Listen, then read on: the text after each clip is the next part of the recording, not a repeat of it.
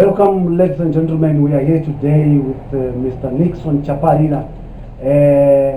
Mr. Nixon Chapira, we are very happy to have you today. Thank you for your time. With your host, John Stent Maramite. Before I waste any of our time, let me go straight and ask Mr. Chapira, may you please tell us who you are, probably where you are from, where you from. So my name is Nixon Chapira, or Baba Maka, because I'm now a married person. I was born in a place called Magonje in Zimbabwe, Zimbabwe. And I'm married. I've got 2 children, and I'm currently residing in Florida, South Africa. Okay. So you were born in Uhurungwe? Yes. That is from Zimbabwe? Yes. Oh, yeah. If I'm not mistaken, somewhere in Mashonaland West? Mashonaland West. Oh, Mashonaland West. Yes. May you please go ahead, because we want you to share with us. May you please go ahead and tell us how you from where you were doing from grade 1 and up, your primary schooling. So actually, we grew up in Harare. It's only... Oh, sorry to cut you. You were born in Uhurungwe? Yeah. But you went on to grow up in Harare? So I never lived in Uhurungwe. I visited Uhurungwe. So actually my birth is very interesting because the day I was born is the day my grandfather, my mother's father, passed on. Oh. So that's the way they remember the day I was born. But we grew up in Chapira, in Harare. So that's where we actually grew up as a family. We're a family of with our parents, my mother and father. We are 3 boys and 1 girl, and the second boy. So I went to Tafara Hall for my crash. Okay. By then there was no grade 0, grade R. We were just going to a community hall, and it was for free. Things were still good there. And then my primary, I did my grade 1 to 7 at a primary school called Timirano Primary School. Oh, okay, Nixon, I want to cut you here. Yeah. You said you went to Tafara Hall. Yes. That's where you were attending Crash, preschool. Are you telling us that place, everyone in that community used to come and leave their kids in the morning, like? No, actually we were walking alone. Okay. There was no transport like now. Okay. So you would go there and do your preschool activities. They give you some food. You come back home in the afternoon. Were there some teachers there to teach you something? They were teachers. So it was a community thing arranged by the government? Yes, it was a community hall, a primary, a preschool in the community hall. Okay. So you can go ahead, yeah? Yeah, then I did my primary school grade 1 to 7. At a primary school called Timirano Primary School. It was also in Tafara. It was a good school, but it started a government school. My parents would provide me everything that I need in terms of uniforms, and would walk to school. It was not far from where I was staying. And academically, I was gifted, or maybe I'm still gifted, because I remember at home in my parents' house there's still some medals that I collected. So then I finished my grade 7. Actually, I want to talk about what happened when I was in grade 7. So I fellowship in the Methodist Church. So my parents wanted me to go to a Methodist boarding school for my high school. For high school now. So I would apply, and then you get your reply in a letter that was put in the letter box. So you'd find that in the process of applying, you get your feedback to say you are being called for an interview now. So I would go to the interview. So I went to interviews, and unfortunately in all the Methodist schools I did not make it. I remember I went to Moleli, I went to Wadlaf, I went to Sentinel. But I managed to get to make it at a school called St. Anne's Goto and another one called Daramombe. They're all in Marsh West. Okay. Okay. So my brother was at Daramombe, my elder brother. Oh, that's where the connection. Yes. That's- So it was very easy to gel there. Mhm. And so when I did after my grade 7 I passed, I went to Daramombe to do my high school. Your high school now. Yes. Just before you go to high school, you said you were good academically, like Yes. what we are hearing, what you are saying to us now. Did you? What number were you? I mean, because I know in Zim, I'm also in Zimbabwe. Mm. So when we talk of numbers that could, where you can get in a medal, it was number 1, number 2, number 3. Tell us, which number were you always? So me, in my class, I was number 2, 3, 4, but from grade 5, I remember my teacher. I still remember her name was Mrs. Chuombo. Okay, okay. She said, I hope she's she said, call your mother. Mm. And I did not know why she said I must call my mother. My mother, when they think that I done something naughty, Mm. but I was a prefect. Mm. So I think, and I was well behaved because there was strict discipline in our house because of our upkeep. Mm. Only for my mother to be told that your son is now number 1. Oy. So that was the first time I was number 1, and then up to grade 7 I was very good. Mm. I was very good. So I can say that I thank God that academically I was gifted. You- And I was also playing soccer, by the way. Okay. I was a sports person. Actually, I was playing at Tafara. That hall, there was a community ground now. Mhm. So I was playing for the younger tournaments. So I was a midfielder by then. Mm. So I was playing soccer, which and at the same time I was going to school. Then when I moved to Daramombe, my brother was there. When I was in Form 1, he was in Form 4. Then I was on my own up to Form 4. Then what happened? There's an interesting thing that happened when I was in Form 1. Mm. I did not go to play soccer. I was playing volleyball. Well, now you're changing now. Yes, but I was gifted. But I was short. Mm. But what would happen is that weekends, when you go to play the informal tournament at school, I'll play soccer. So the bigger guys are telling me, but this boy is good. But now, I was not interested in sport, but I just enjoyed playing. Then Form 2, one of the science teachers, he said, no, you must come and play soccer. That's taken away from volleyball now. And that was a big thing, because volleyball, I was short, but I was talented. Mm. Mm. And the sportsmaster was a volleyball Mhm. teacher. So, but I moved to soccer. And my schooling, I think I was good, but I was very good in maths. I think I was always the highest scorer in maths. They know that at Daramombe. I was very good in maths. I got medals in maths up to 8. So I finished my A level. I did very well, and we had already decided as a family that I'm going to continue at that school. It was a good school. It was a mission school and Anglican school, and they were very strict in terms of discipline. And by our family standards, we could afford also that school. But I'm grateful for that. So I also excelled in sports. We went to the provincial tournaments. In first of all in the district in it was Chikomba district. Then you go to Marondera for the other tournaments. So we did go to our level, but when I was upper 6, our participation to sport was because of I was doing sciences. Yeah, because So it was demanding. Yeah. But we were still playing, but we were not that intense in terms of sports. Tell me, Nixon. Were there any challenges in high school during your boarding school time that you can probably want to highlight and share with us? I think the biggest challenge, there was a time when my sister, by the way, also came to Daramombe. Oh, she joined me. So you were 3 of you? No, my brother was gone now. Oh, big brother? Yeah, I was out doing tertiary. So there was a time when because my father was working in industries, my mother did cross-border trading. So there was a year when the school wanted to buy a school bus, and there was additional fees that was not budgeted. I remember that year vividly. It was the first time that we were sent back home. But the school was dignified enough not to send us both, me and my sister, because we were supposed to go and look for money.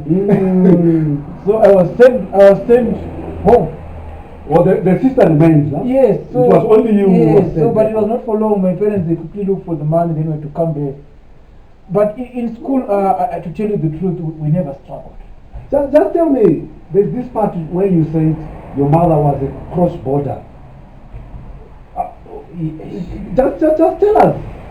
You know, my mother, I'm always grateful to her. I'm always grateful to my parents. So my mother would come to South Africa.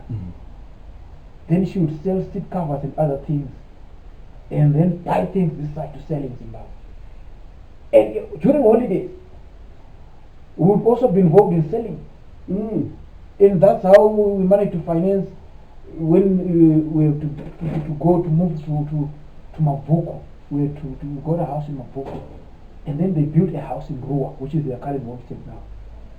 But in terms of sport, had it not been for academic, I would have played soccer for more years. Because there was a club called Psycho Cement. You know Psycho Cement in Mavuko? Yes. They make cement. Yes, they were once promoted in the Zimbabwe Premier League. Yes. We were the juniors for that team. Oh. I still remember some of the players, but what happened is that because I was in boarding school, so my consistency to come and play soccer, it could not be attained. So I would play during holidays. So academically, I had to pursue my education. Okay.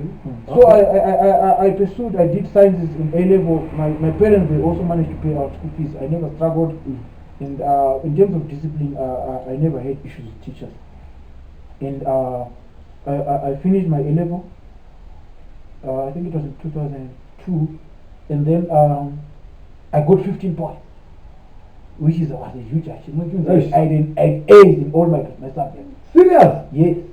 So I'm talking to a genius. Got 15 points, but the problem was on career guidance. So when we finished A level, when we were now applying for academic, I applied at the University of Zimbabwe. I also applied at the National University of Science and Technology. But in terms of putting the programs in priority, because you're supposed to put 3 programs. You made the first one, the second one. So the one that I made at the first one, I was not qualified to do that. Actuarial science. Because it needed people with feather maths. There were people with 20 points.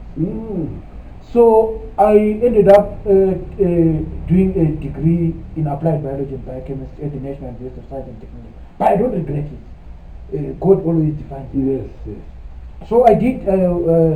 So that was our first time I stayed in Bulawayo. But I've got something that I still regret. Tell us. Share with us. After that, I stayed in Bulawayo for almost 4 years, but I did not learn to speak Ndebele. That was a missed opportunity. Yeah. Then I finished in third year. You'd go for industrial attachment. I went to a company in Studies called Food and Industrial Processors. So I did my attachment there. And I went back for my 4th year. I finished my degree, and I'm grateful to God I passed all my subjects. Then this company where I done my internship, they offered me a job. So I never struggled for employment. Now I'm employed. I'm now. Where were you employed? In Bulawayo or? In Harare. In Harare. Yes. Okay. So I was doing quality control back then, working in the lab, and I was also working shifts because the company was continuous, which is something that also taught me about life. So I would commute from Rua to town, then to Chitungwiza. And sometimes if it's night shift, it means you come in at 5 and come out 6 a.m. So things were going right economically. I had big dreams. But you know, the economy of our country started going down. There was a time when people were burning money. And me, I was one of the people who was doing that in the industry. I went to That's hold on. By the way, when you say people were burning money, what was actually happening? Maybe someone out there, is not getting it. What was actually happening when you say people were burning money? So you were burning money if you've got foreign currency. You give someone your hard cash, and then it gets multiplied in a very big number into Zim dollar. That can be put in your account, or you get them in Zim dollars. So I was an agent in Chitungwiza because there are some employees who had their children outside. They did not know how to do it. So I had my friend in the banking industry, because I was also playing sports. I was doing social soccer with the banking Guys. interbank league. Yes. So I'll go to work with a bag full of cash and get some US dollars, give them to my. So I was like a middleman. Oh, that's why. That's how I raised my money Oh. now to relocate this side.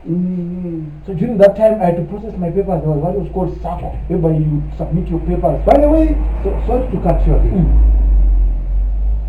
You were now, as you say, that the economic, situation was getting tougher and tougher every day. Already, you started thinking of relocating to another country. I think everyone was thinking about South Africa or Botswana. But me, I had friends who had relocated to South Africa. And I had my uncle who was also staying in South Africa. My mother was still coming to South Africa. So South Africa was defying destiny. And you were told that you can easily get jobs. That was the story. So the focus was for you to go to South Africa? Yes, I already made the decision. And I had already discussed with my parents. So I started to put some money aside. I did evaluation of my certificates because they had to be aligned with the South African National Qualification Staff. So, and then I inquired on the process of applying for work permit. So, now I had made the decision to come. Whom was I going to stay with? That was a big thing. It was difficult to get someone. So the other family members, close family members, they were not forthcoming, or they were staying far from Joburg. So in Chapira, our next door, had an elder son. I'm grateful to that guy. His name is Hope. It's good. So his young brother was playing with him. He was already here. Then I said, was already in South Africa? Yes. Okay. And I asked, Blast, can I come? But I first gave my assurance that I've got some money. I'm coming to temporarily stay with you, applying my papers, and I know I'm going to get a job because we've been told that the technical jobs you can easily get them, or you can go to teaching. So he agreed.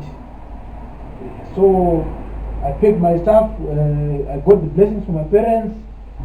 I had some little bit of some money to spend. Then I got into a bus. I remember that bus very well. And it was around 8 p.m. It was called Desert Light. Sure, that journey. And it was your first time to go to South Africa? No, actually, I used to go with my uncle to Messina. All right. To buy, because I used to buy and sell a so I knew Messina. Even my passport still had a visa.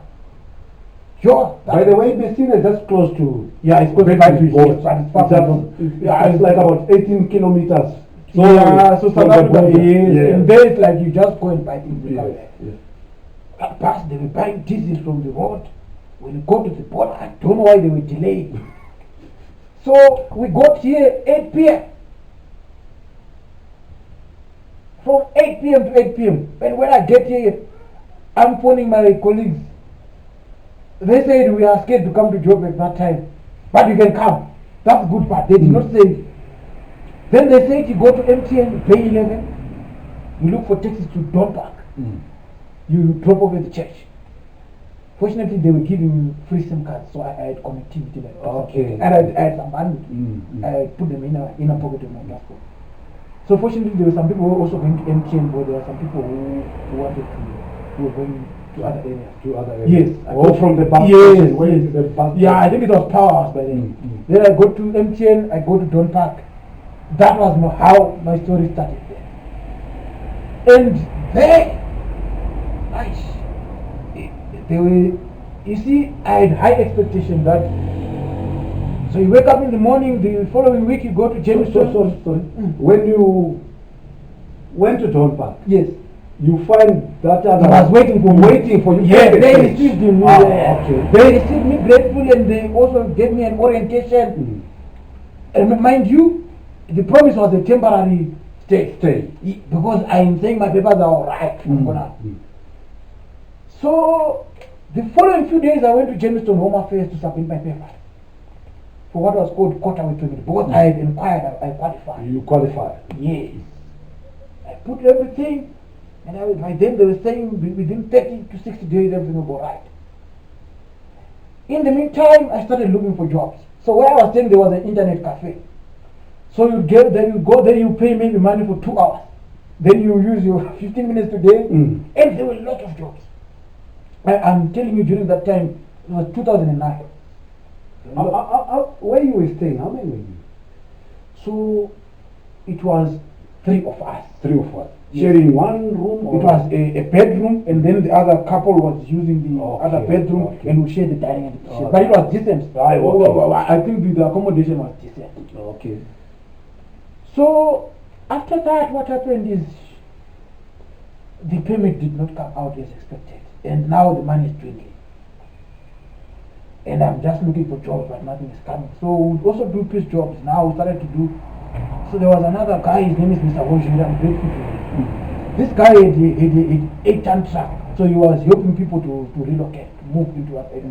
So we were the guys who were helping to move furniture, and he was moving diplomas. So that's why we were getting some money to buy food. So at least we sustained. Me and the younger brother of that guy. So the younger brother was also not working. The big brother is one who was working. So the permit did not come out, and most companies, they were fighting, looking for the permit. And with some companies, they're expecting that I must dive to where they want me to come and do interviews, because I was applying for a professional job. So the biggest bombshell happened when the elder brother told us, me and his young brother, that guys, I'm relocating to Tembisa because of work-related issues. And I'm only going to stay in one room. You guys, you're old enough. Must find your own Make a plan. space now. Make a plan. But he prepared us. So that was now the turning point in having to step up my job-seeking efforts. Mind you, my mother is still coming. She's still doing cross-border. She's even giving me some money. And my uncle, his elder brother, was also, I think, he's Port Elizabeth or Cape Town, and he was also helping me here and there. I remember I used to walk to PO Box, to post office, to collect some. Yes. Yeah. So that was a difficult time when now we don't have money for rent. And we moved out of that house. So that guy, that Madala who had struck, he gave us a room where we were staying. So he said, but you must pay rent. So we managed to do some piece job. But me, fortunately, in Don't Park, there were some Zimbabweans there. So there's a lady who found me some students. I started to teach maths. Okay. So I started to get some extra cash. Yes, it's not extra cash. It's cash. Oh, wait, that time it was. It's not extra The cash. source of You know, cash. it's cash, the real cash. So that's how we survived. The other guy is also doing his thing. Then he also followed his brother to Tembisa, and he left me on my own. That's when I faced reality. When my friends is still saying, alright. Then the next day I had to look for another paper. I had to register with a professional board. I did that. My payment did not come out. But by the grace as a teacher. But that's very interesting what happened.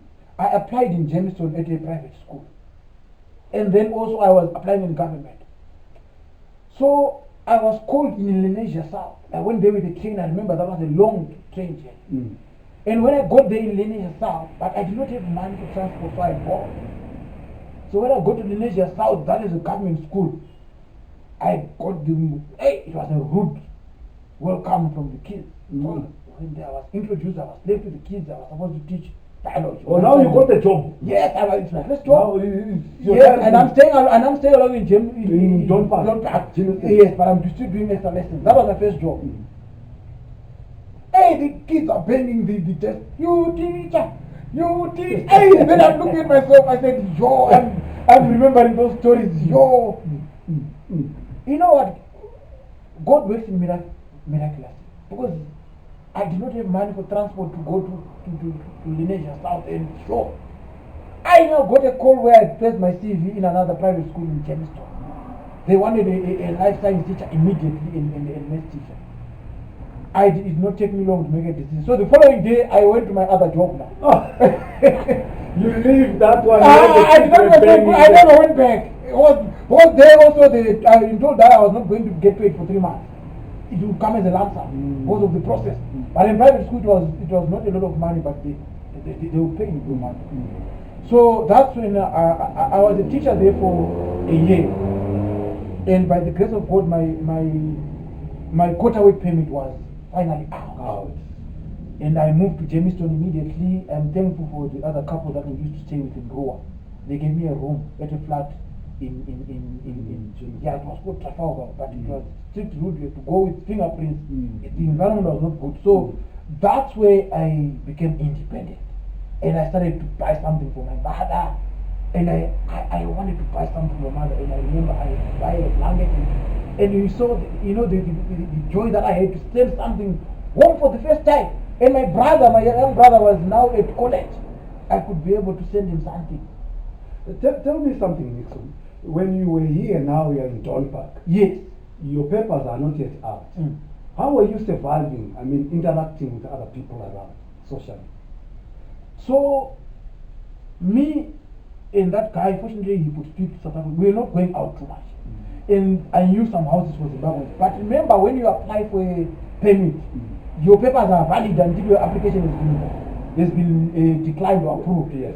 So, whenever I met police, I had a letter that showed that I had applied for my permit. So, I never got arrested with police. Even in Joburg, when I used to meet my mother, when I used to go with the train and meet at Park Station from Jamestown, because she was still going to Joburg to do a post-border, I would just come back. So I never had issues with police, because I had they stopped me, but my story was straightforward. Okay. Now that you are at work now, where you were teaching now, how were the people, the other teachers, the other staff? That was another experience. But fortunately in Zimbabwe, I've also done some temporary teaching during holiday. All right. So the teaching aspect I knew, but to do this moderation, this marking. So the other teachers was good boys. At a private school, there were lots of Zimbabwean teachers. So they helped me to settle down. Most of them were from Bulawayo and Harare and all that stuff. But they were also very friendly teachers, and the principal was good. But the kids, hey, there's this other guy, he would look at you like this. He was in grade 9, he was very tall. So we were told that be mindful that these kids will catch up with you after school. So we were very careful with the selection of the words and the way we dealt with them. But you target.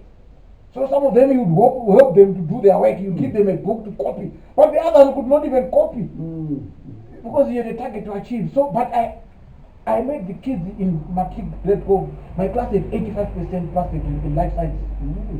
And my grade 9 teacher for natural science did a good master. And so I think I managed to execute my duties to the best of my. But the money was not that much. So I remember my career was in the food industry. So I was applying. But there's some interesting thing. Yes, tell us. When I was applying for jobs, the jobs they're expecting a person who drives. Me, I'm going there, they're asking how was the traffic. I can't tell them that the taxi dropped me there, my shoes I had to. I remember I went to Spartan, that one is, I still remember. The taxi dropped me, I had to walk almost 2 kilometers. I was late for the interview, my shoes were dusty. And hey, I think this is where they saw that this guy struggled. But I did my best, but my best was not enough. Then I got a strategy. Someone gave me the car keys.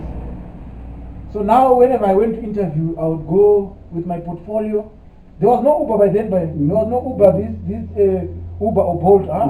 You taxi from Jamestown to Joburg, then Joburg to Randburg, wherever I want to go. So I had car keys now. So I would arrive, and then I'll put my portfolio in car keys. Not sure that if there's CCTV that would watch the parking, then I'll say, hey, today traffic was better. I came on time. and remember, at school you could not just take off, but fortunately they were holidays. So at least, but I attended a lot of interviews. I think I attended almost more than 10 interviews. Some of them telephonic until finally I got a job in the food industry. Okay. At a company in industry, and I'm grateful. That was the turnaround of my career. That company I'm very grateful. I think it's called Transfer Food Ingredients. Okay. It transformed my career because I ended up there as a food. Now you are doing your profession. Yes. And within 2 years I was promoted to management. The next year I was reassigned to another management position. The next year I'm running 2 sites. And they also were very good in development. So I had to further my studies, I had to do more certifications, study management systems, and also management courses, and also auditing. Tell us, how were you relating to other workers? So the good part is I now manage, I could understand some South African language and I can speak so. And me, because of my Christian background, by the way, I'm very theological person. I'm a local preacher in the Methodist Church. So I respect people and I know to relate with people. So I also do some counseling. So I had a very good relationship with the people. And also the fact that I did my job very well. There were tangible results in terms of certifications, audits, we're passing audits.